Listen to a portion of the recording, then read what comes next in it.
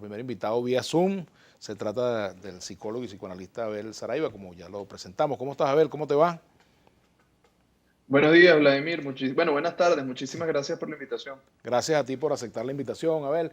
Bueno, caramba, en estos días de pandemia se ha venido analizando mucho el efecto que tiene esta nueva situación, estas nuevas circunstancias en la población desde el punto de vista psicológico, desde el punto de vista emocional.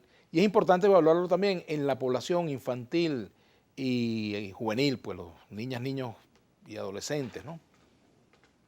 Me gustaría entrar en ese Sí, punto contigo, ¿no? sí, ciertamente, Vladimir, yo creo que la salud mental es como el lado B de la pandemia, ¿no? Antes, cuando los discos tenían dos caras, Sí, bueno, señor. justamente la pandemia tiene dos caras. Tiene una cara que produce un impacto sobre los cuerpos físicos de las personas, pero la cara B tiene que ver con un impacto emocional hace un año estimábamos que podía ocurrir, pero ya al día de hoy podemos afirmar que ese impacto es real, que produce unas consecuencias importantes en la salud mental de los niños y adolescentes y que, bueno, definitivamente tienen que llamarnos a nosotros a la reflexión y a la acción. Ajá, por ejemplo, ¿cuáles son las tipologías más concretas con las cuales se manifiesta esta situación emocional derivada de la pandemia? De la propia enfermedad y del encierro, porque son dos cosas distintas, ¿no? Correcto, correcto. Está estudiado, las personas que han sufrido el COVID tienen un impacto emocional particular, pero el confinamiento y todo lo que está detrás, bueno, es parte de ese problema. Fíjate, el día de hoy, en este momento, y estamos nosotros en SECOA próximos, de hecho, a presentar un informe detallado sobre esta situación a lo largo del 2020 y el primer trimestre del 2021, hemos encontrado que cerca del 40% de los niños que acuden a nuestro servicio presentan algún tipo de alteración del estado de ánimo, es decir, síntomas que tienen que ver con la ansiedad y la depresión. Vemos que aparece también asimismo la violencia, el conflicto en la familia por distintas causas, los comportamientos disruptivos en el hogar. Entonces, pero sobre todo quiero destacar uno de esos motivos de consulta que es el que más alarma me genera y que yo creo que a nosotros en SECODA pues nos ha tenido muy ocupados, y son las alteraciones del estado de ánimo. ¿Por qué? Porque de este cuadro o de este campo, por decirlo de alguna manera, de las implicaciones de la pandemia, se desprende un incremento en el riesgo de suicidio, en el Ujú. riesgo de afecciones mucho más graves, por lo que es fundamental poder destacar que esto tiene un impacto profundo. Y sobre todo una cosa más, Vladimir, decir que hacia el año pasado y años anteriores, estas alteraciones del estado de ánimo no pasaban de un 15%. Y hoy, después de un año de pandemia, afectan a casi la mitad de los niños que acuden a nuestra consulta, lo cual es una evidencia clara de cómo esto ha impactado en su salud mental. Ahora fíjate, a ver, se suman pandemia, los efectos colaterales por el encierro, ¿verdad? El COVID, la pandemia con todo lo del encierro, y a eso hay que sumarle también, por ejemplo, la diáspora. Y lo otro es algo que seguramente los afecta también, que es la irregularidad en el proceso educativo, ¿no? La ruptura de una rutina educativa que estaba afianzándose pues en niñas y niños, ¿no? Y adolescentes. Claro, fíjate, nosotros hablamos en este momento, en el caso de la migración y lo que hemos llamado la niñez dejada atrás como fenómeno, estamos hablando de un problema que pudiera estar afectando a cerca de 800.000 niños en el país, y es un número significativo de niños. Es decir, las proyecciones que nosotros hemos hecho nos hablan de que cerca de 1 de cada 5 migrantes que se ha ido deja al menos un niño atrás, y esto, por supuesto, produce un impacto tremendo. Inclusive, en el último informe que publicamos, menos del 3% de esos niños que se ven afectados por la migración de sus padres recibe algún tipo de apoyo psicológico, psicosocial. Entonces, bueno, evidentemente esa es una población que está sumamente vulnerable. Y por otro lado, yo creo que también hay que destacar, y qué bueno que tú lo traes, el tema educativo. ¿Por qué? Porque para la mayoría de los niños, y sobre todo los niños en condiciones más vulnerables, la escuela representa, con todos y los problemas educativos que hay, un espacio de protección, porque hay un maestro al que le importa que el niño esté, porque hay amigos, porque hay otras personas que, sobre todo niños que son víctimas de violencia,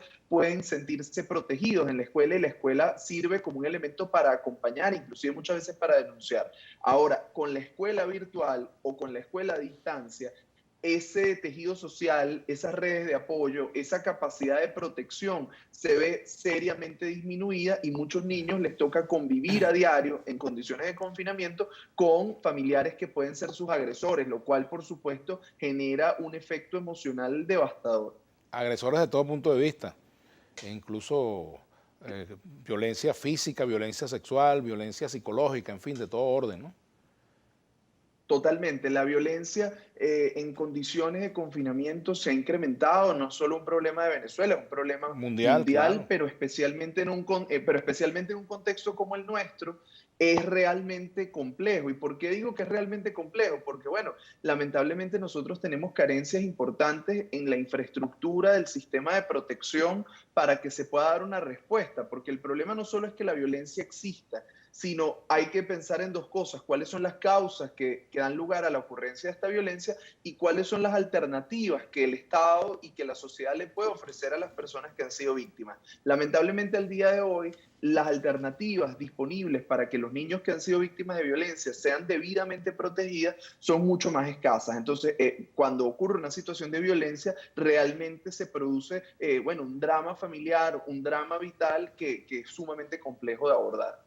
Ahora, a ver, en SECODAP, esta ONG dedicada pues durante muchísimos años ya a la defensa de los derechos de las niñas, niños y adolescentes, ¿cómo hacen para atender a la población infantil en estas circunstancias?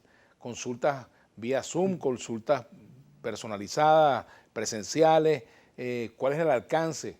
¿Cuál es la red de cooperación con otras instituciones para poder llegar a la mayor cantidad de jóvenes y niños necesitados de apoyo? Sí, bueno, mira, lo primero es decir que nos hemos tenido que reinventar. Afortunadamente habíamos tenido la previsión de estar monitoreando muy de cerca lo que pasaba con la pandemia en otros países del mundo y nos fuimos preparando de manera que apenas se hizo el decreto de cuarentena, nosotros ya rápidamente pudimos hacer una transición a la atención a distancia. ¿A través de qué vías? Bueno, nos ha tocado a través de llamadas telefónicas, a través de Zoom, a través de SMS, a WhatsApp. través de WhatsApp, bueno, todas las vías en este momento, porque si algo nos enseñó la pandemia es que más allá de que hay condiciones ideales para poder ofrecer la atención psicosocial, lo más importante no es la forma, sino el fondo, que cuando hay una situación, del otro lado exista alguien dispuesto a escuchar. Ahora, ¿cuál es el desafío? Que evidentemente la consulta a distancia limita algunos elementos del vínculo, de la presencia, pero Claro. bueno, pero en este Eso es momento, lo que hay, sin como dice la embargo, canción. nosotros hemos, en este momento consideramos que sigue siendo más importante poder tener presencia de alguna manera que eso no existiera. Ojo, en algunos casos, pues más críticos se atiende de manera presencial. Sin embargo, esto lo hemos reservado para situaciones realmente de emergencia, puesto que sabemos, no es un secreto, que estamos viviendo un momento de un repunte en las condiciones del avance de la pandemia en nuestro país. Entonces hemos decidido responsablemente hacerlo a distancia. Ahora, y la segunda parte de tu pregunta, efectivamente trabajamos en alianza con otros servicios, otras organizaciones, como puede ser la gente de Psicólogos Sin Fronteras, la gente de Fundana, organizaciones de diversos tipos que en el país están prestando servicios de atención psicosocial y entre todas las organizaciones, bueno, tenemos una cooperación porque no hay ninguna organización, por grande, por capaz o por técnica que sea, que tenga la capacidad de abordar la demanda masiva de atención que estamos viviendo en este momento. Ahora fíjate, Abel, hay tantos temas asociados a lo que hemos hablado, pero ya que tocamos este asunto de la población infantil y adolescente que necesita de atención, ¿cuáles son las señales a las cuales debe estar alerta o atenta la familia? Las señales en el niño, Claro, en el mira, joven. claro, yo creo que es muy buena tu pregunta. ¿Por qué? Porque afortunadamente las señales de que emocionalmente está pasando algo con un niño o un adolescente, independientemente de lo que luego vaya a ser el cuadro clínico, se parecen bastante. ¿Y por qué lo digo? Porque generalmente es indicador de que alguna situación pudiera estar ocurriendo desde el punto de vista emocional. Por ejemplo, cambios en los patrones de alimentación, es decir, el niño empieza a comer en exceso o deja de comer a pesar de que la comida estuviera disponible. Ojo, ojo que si no está disponible, por Pues, supuesto que allí así no es. aplica. Tenemos por otro lado el tema del sueño. ¿Cómo está durmiendo el niño? ¿Empieza a dormir excesivamente o deja de dormir? la presencia de autolesiones, cortes en la piel, golpes, laceraciones, estos suelen ser señales de alarma. El retroceso en conductas que habían sido superadas, como puede ser, por ejemplo, el niño vuelve a chupar el dedo, el niño vuelve a hacerse pipí en la cama, a pesar de que ya había dejado atrás estos comportamientos. Baja en el rendimiento académico, irritabilidad, y una de las señales que parece más inocuas, pero que debe despertar nuestra atención, es cuando los niños dejan de jugar. Parece mentira, pero cuando un niño deja de jugar, esto es una señal que debe alertarnos, porque el juego es una de las principales herramientas que tienen